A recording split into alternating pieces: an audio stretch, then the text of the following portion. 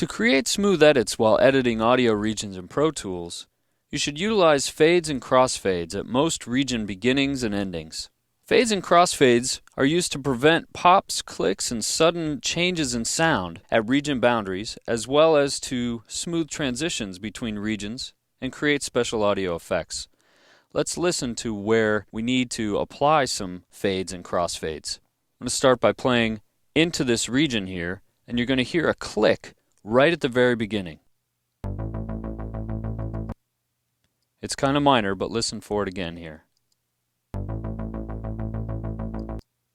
You'll also hear the difference from when it goes from having sound here on the track to no sound. It's kind of a stark difference.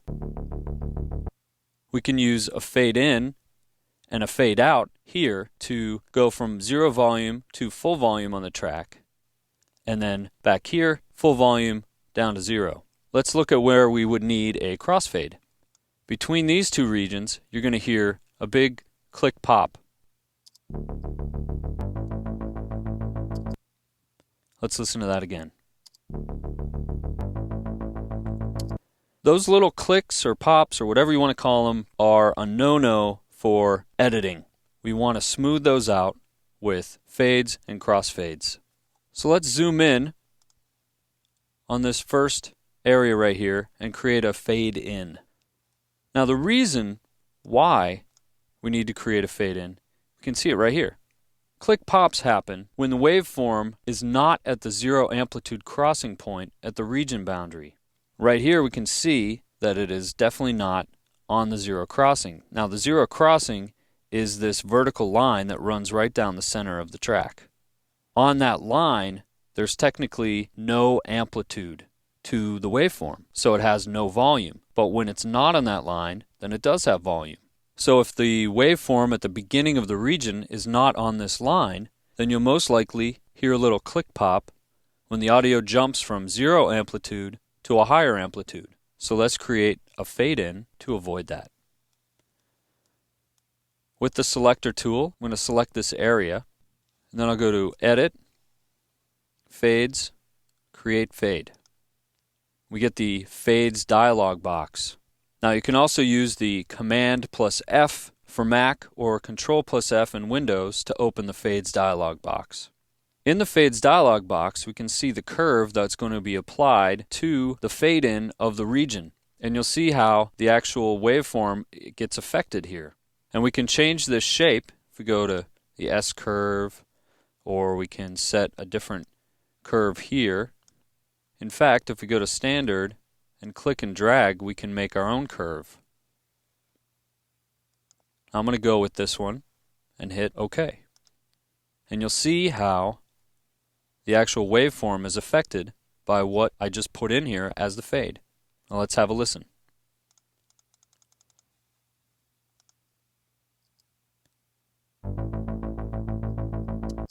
No more pop at the beginning of the region there. Let's go do the same thing for the fade out. So I'm going to zoom in with the selector tool. I'm going to grab this area and highlight it. Edit, Fades, Create, and we'll take this, hit OK. Let's have a listen. A little smoother. Zoom back out. Now let's go make a crossfade. I'm going to select this area right here for a crossfade. I'm going to go ahead and just hit Command F on my Mac or Control F on the PC and open the Fades window right away. So while we're in here, let me take a little bit more time to explain some of the buttons here. Aside from the shape, which we have now in the in shape and the out shape, so the fade out shape, the fade in shape, we also have this link parameter. This enables you to choose the fade out or the fade in curves used in the crossfade and have them be linked together. Choose equal power when creating a crossfade between two completely different types of musical material, so that there's no volume drop, as there might be with an equal gain crossfade. Choose equal gain when you have two identical types of musical material, like on a repeated loop, and this is used to avoid clipping that might occur from an equal power crossfade. Now, personally, I've found that the opposite works well in certain circumstances too, so you need to experiment. If you choose none, then you can edit the fade out shape and the fade in shape separately.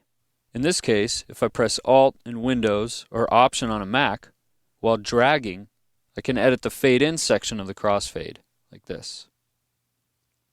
If I press Control in Windows or Command in a Mac, while dragging, I can edit the fade out shape. So you can create your own custom shapes in this way. Personally, I like the equal power crossfade the best, so I'm going to choose that. Some of the other buttons here we can change the size of the waveform to better magnify it if we need to. We can look at what the waveform will look like when it's combined together, or with the colors combined together like this, or the default, which is this. I kind of like looking at this version. We can even get rid of the waveforms altogether by clicking this button. And we can look at the waveform separately using these. Finally, we have the Audition button, and let's take a listen to what our crossfade is going to sound like.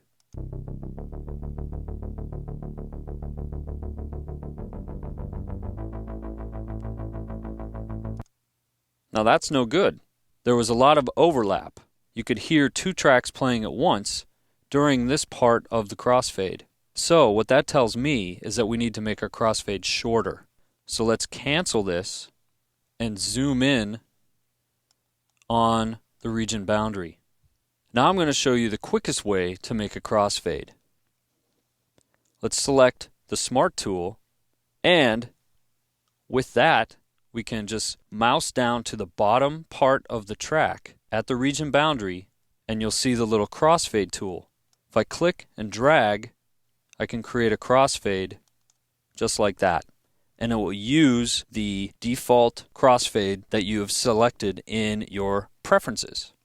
We'll talk about that in a second. First, let's have a look at this crossfade. So I can just double click on this crossfade now if I want to actually edit that crossfade. And we can listen to it real quick.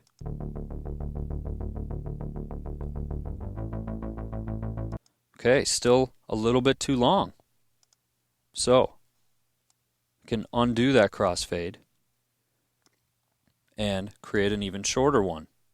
Let's have a listen.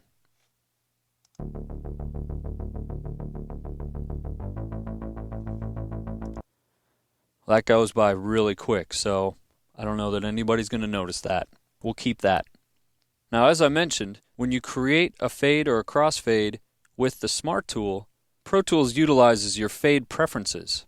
You can access that by going to the Setup menu, Preferences, and going to the Editing page. And in this section right here, we can set the default fade settings. So in this case, I'm actually going to change mine to equal power. One other thing I should mention while we're in this Preferences page is this right here, Preserve Fades while editing. Let me show you how that works within Pro Tools. If I decide to trim this region, the fade stays, and that's why we use Preserve Fades when editing. If we turn this feature off, then that fade would have disappeared. Now let me zoom back out and talk about one more feature. Since crossfades are created by fading between two overlapping audio regions, a crossfade cannot be performed on regions that do not contain audio material beyond their region boundaries. So what does that really mean? It means that on this side of this region, if there's no more audio beyond this region boundary, then you cannot create a crossfade with this other region. So what happens if we try to create a crossfade in this case? I'm going to draw it, and we get this warning. I'm going to hit Adjust Bounds, and we'll see if it actually can create a crossfade.